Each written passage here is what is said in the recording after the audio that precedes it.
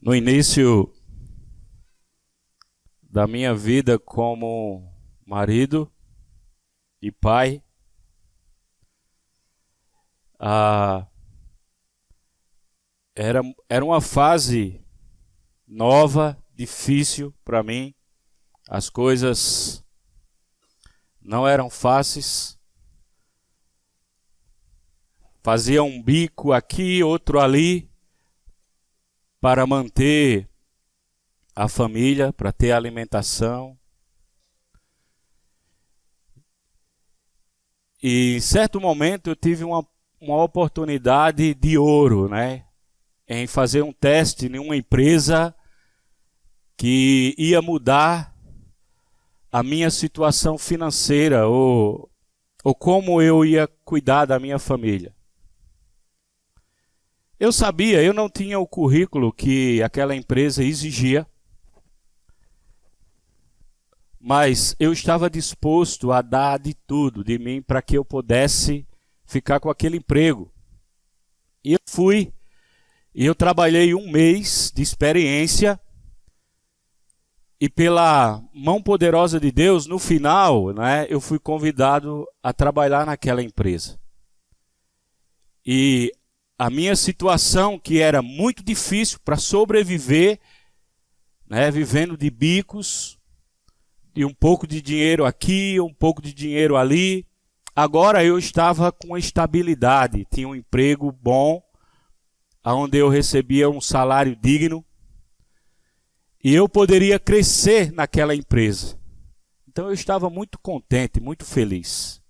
Lembro-me ainda, antes de uma mensagem nesse texto, Daniel capítulo 3, o gerente da empresa me convidou para que eu falasse, né, essa empresa era um laboratório de medicamento. Nós fabricávamos remédios naquela empresa. E eles pediram para que eu falasse que nós fazíamos um procedimento de limpeza em uma das salas, porque a vigilância sanitária estava ali.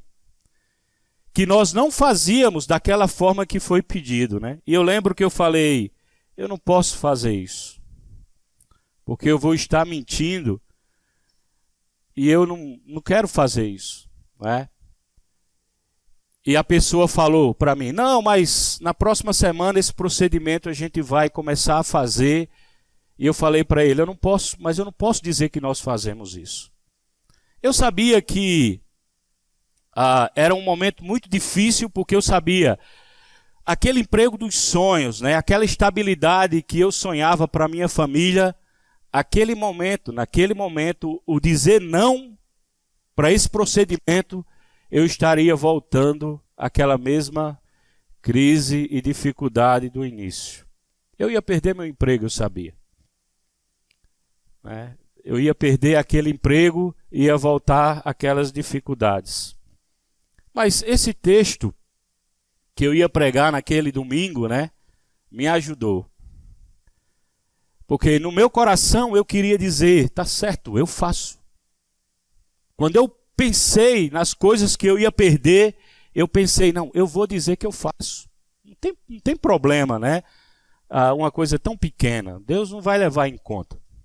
Mas esse texto me ajudou a dizer, eu não posso fazer isso. E eu aguardei a minha demissão naquela semana.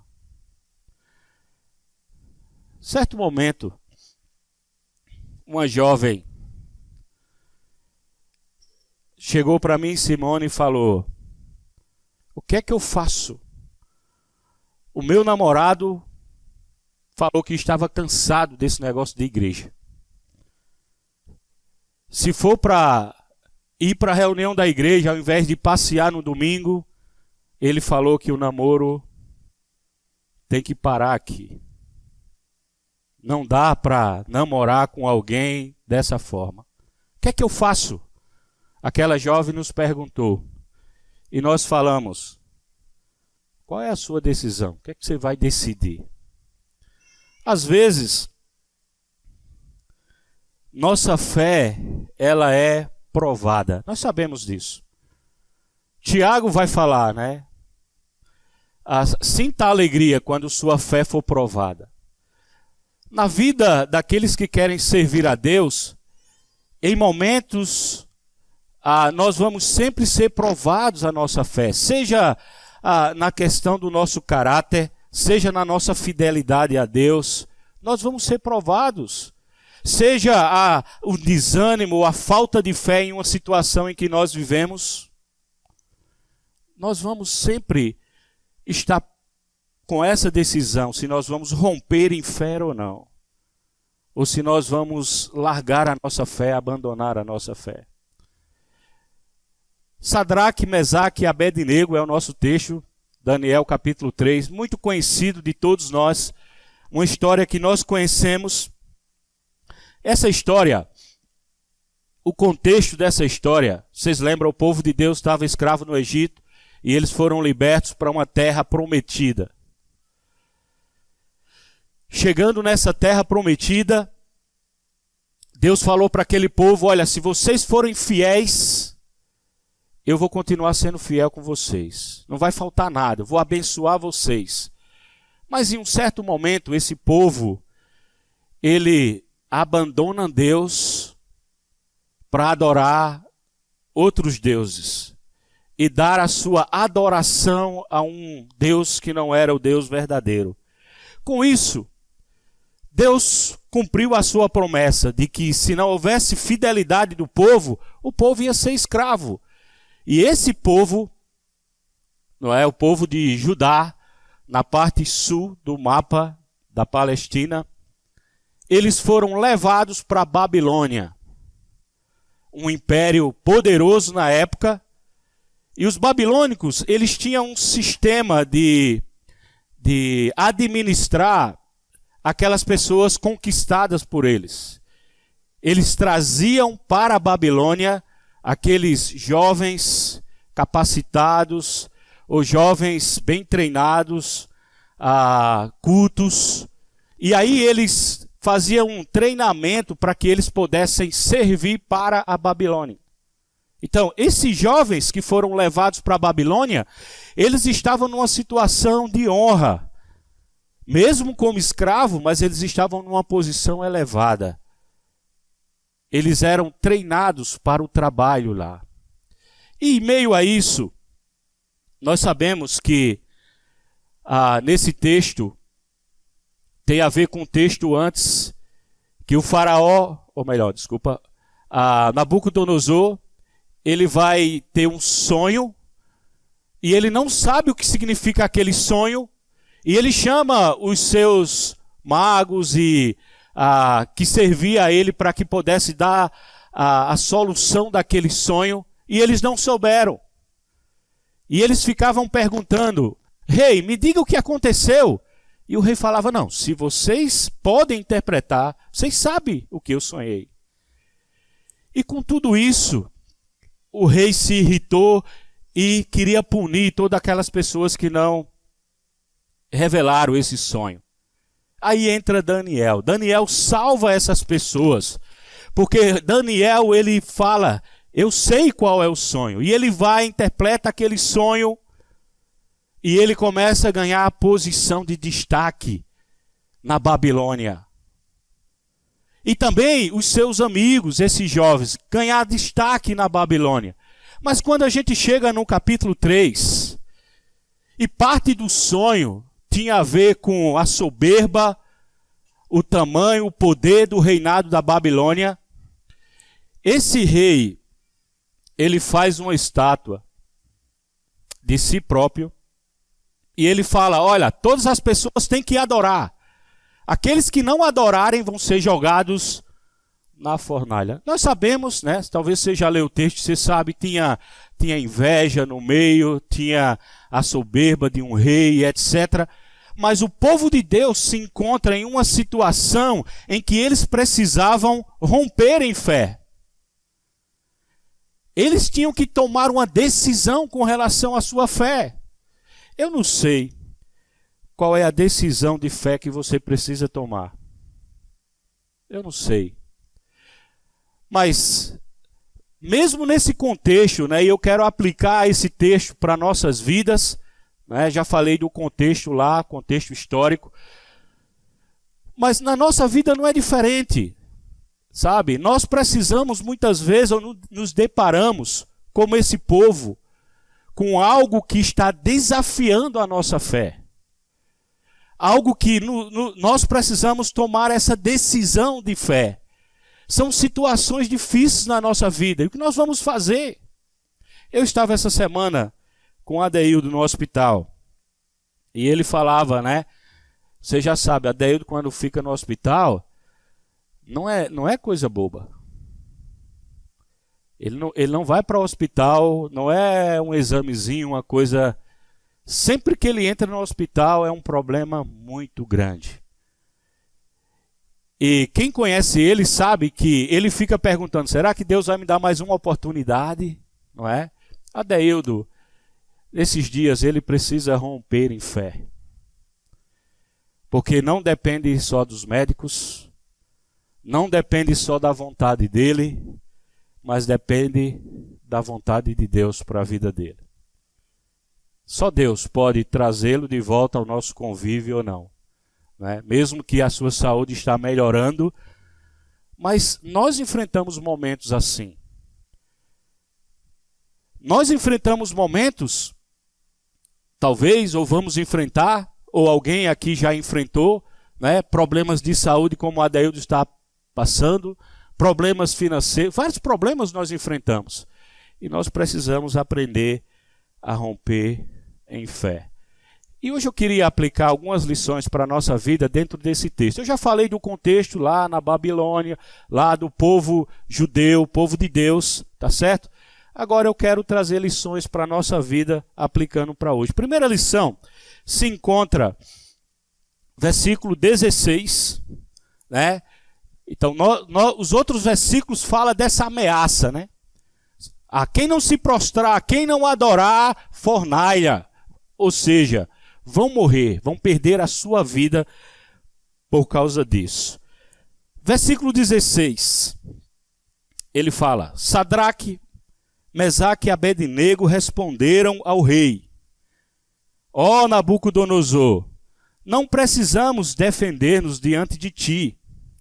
Se fomos atirados na fornalha em chamas, o Deus a quem prestamos culto pode livrar-nos.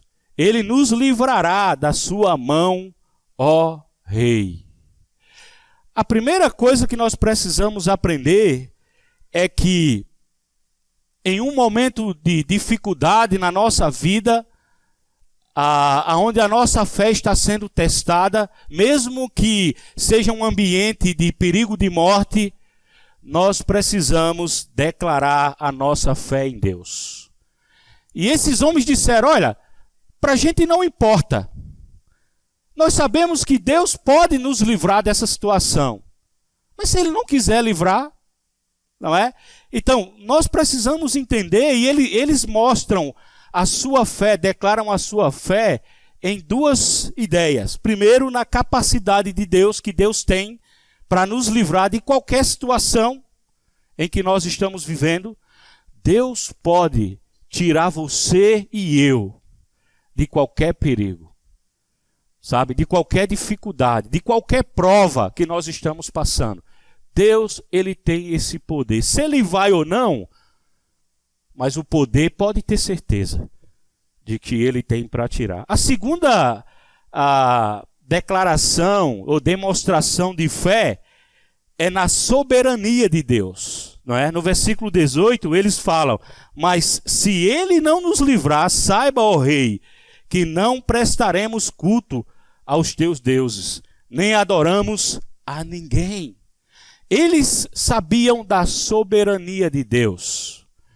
Independente de Deus, se Deus vai fazer ou não, Ele é soberano. Ele está no controle da situação. Lembra daquela música que fala, se Deus fizer, Ele é o quê? Ele é Deus. Ok, mas se Deus não quiser fazer, Ele continua sendo Deus. Ele é soberano. Ele está no controle da minha e da sua vida. Eu não preciso temer a um patrão como eu temia. Perder, e agora? Como é que vai ser minha vida? E agora? É melhor eu fazer o que ele está pedindo para que eu mantenha esse emprego. Não, Deus é soberano. Até naquela situação, ele estava no controle. E nós precisamos enxergar isso. Esses homens enxergavam a soberania de Deus. Eles descansavam suas vidas nas mãos do Deus Todo-Poderoso. Não é? Sabe, irmãos, quando você anda com o Deus, com o Rei dos Reis, você não precisa temer rei nenhum. Se você anda com ele, você não precisa temer. Porque ele é o Rei dos Reis. Ele é o poderoso. Ele está guiando a história. E não é só a história do povo judeu. É a sua história. É a minha história. É Deus que está no controle de nossas vidas. É Ele que nos conduz. É Ele que dirige a nossa vida. Versículo 19. Ele vai dizer: Nabucodonosor ficou tão furioso com Sadraque, Mesaque e Abednego que o seu semblante mudou. Deu ordens para que a fornalha fosse aquecida 7 vezes mais do que costumava ser. E ordenou que alguns dos soldados mais fortes do exército amarrassem Sadraque, Mesaque e Abednego e os atirasse em uma fornalha de chamas. E os 3 homens, vestidos com seus mantos, calções, turbantes e outras roupas, foram amarrados e atirados na fornalha ardente. A segunda coisa que nós aprendemos aqui é que eu preciso confiar em Deus na provação da minha fé. Eu preciso confiar, eu preciso acreditar, declarar a minha fé que Deus é soberano, Ele está no controle, Ele pode me livrar, mas eu preciso também declarar ou confiar em Deus mesmo na provação. Olha, aqui nesse texto nós não vemos Deus dizendo assim antes: Sadraque, Mesaque e Abednego, fica tranquilo. Fica tranquilo, quando ele não tema, diga que você vai ser fiel. Porque antes de vocês serem queimados, eu vou salvar vocês. Não. Deus não fez isso. Deus não fala isso. Nós precisamos passar pela fé. Por isso que Deus não faz algo antes. Por que Deus não fez antes algo? Mas nós precisamos que Deus faz durante. É quando nós estamos na prova. Deus não livrou Jó antes da prova, mas Deus abençoou a vida de Jó na prova. Então assim, não espere que Deus vai livrar você da prova. Por que acontece comigo? Não espere isso. Mas espere o poder de Deus quando você estiver na prova, porque a prova da sua fé vai amadurecer você, vai fazer você crescer cada vez mais. Nós cantamos. Eu até escrevi aqui: confiar e obedecer, Cristo me dá remissão. Confiar e obedecer. Eles confiaram em Deus, obedeceram a Deus. Não vamos nos prostrar e adorar ninguém, mesmo que isso nos custe a nossa própria vida. E o que foi que Deus fez com eles? Deus abençoou a vida deles. Deus não deixou que nenhum dano acontecesse com eles. Mas eles precisaram obedecer, entrar na prova, entrar na fornalha. E aí é na fornalha onde Deus age e os livra dessa situação. Versículos 24 e 27, né? Ele vai dar mais uma declaração aqui. Mas logo depois, o rei Nabucodonosor, alarmado, levantou-se e perguntou aos seus conselheiros: não foram 3 os homens amarrados que nós atiramos no fogo? Eles responderam: sim, ó rei. E o rei exclamou: olhem, estou vendo 4 homens desamarrados e ilesos, andando pelo fogo, e o quarto se parece como filho de um Deus. Deus, quando nós estamos na prova, nós precisamos observar que Deus está conosco. Ele está no nosso lado. Lembra? Anos atrás, caíram aquelas 2 torres, né? Lá nos Estados Unidos. Eu vi uma reportagem. Pessoas que não morreram por alguns minutos. Mas quantas pessoas colocaram a frase: cadê Deus? Aonde estava Deus quando tudo isso estava acontecendo? Um dos nossos irmãos pregou sobre esse texto em nossa congregação no domingo, e ele falou: Deus estava lá socorrendo as pessoas com os médicos, com aqueles voluntários que estavam tirando os... Deus estava lá. Deus está presente quando nós estamos passando por uma dificuldade. Aonde estava Deus quando aquele patrão me ofereceu aquela oportunidade de mentir contra Deus? Aonde estava? Deus estava comigo. Deus está com eles aqui, livrando eles. Deus está na situação com eles. Deus poderia livrá-los antes, mas Ele prefere que a gente possa passar para que a nossa fé ela possa ser provada. Paulo fala em Romanos capítulo 8, versículo 28. Sabemos que todas as coisas cooperam para o bem daqueles que amam a Deus. Mesmo a prova, mesmo a dificuldade, Deus pode usar isso para os nossos benefícios, para o nosso crescimento, para que nós possamos realmente, depositar a nossa fé em Deus. É a vontade dele. Nós precisamos aceitar a vontade de Deus. E muitas vezes, Deus quer que nós enfrentemos aquela situação. É a vontade dele. É para o seu crescimento. E eu preciso aceitar isso. Eu não vou murmurar, eu não vou fugir. Era uma situação da minha fé. Ou eu minto, ou eu falo a verdade, aquilo que eu creio, e sofro as consequências. E Deus, Ele espera isso de cada servo seu, de cada pessoa que o busca. Ele nunca prometeu que nós vamos ter uma vida fácil. Ele disse para os seus discípulos: vocês vão sofrer. E nós também sofremos.